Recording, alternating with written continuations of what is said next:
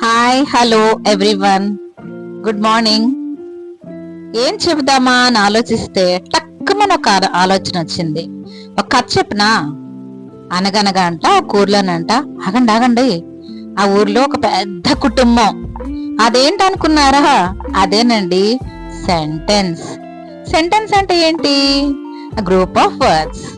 ఆ సెంటెన్స్ లో ఆ కుటుంబంలో ఒక పెద్దోడు ఉన్నాడండి. వాడి పేడే నౌను.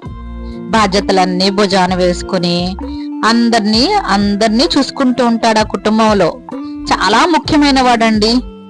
నౌన్లో చాలా రకాలు ఉన్నాయండోయ్. ఇక రెండో వాడు ప్రొనౌన్. అన్న లేనప్పుడు అన్న పనులన్నీ చూసుకుంటూ ఇంటి బాధ్యతలు కూడా తీసుకుంటాడండి.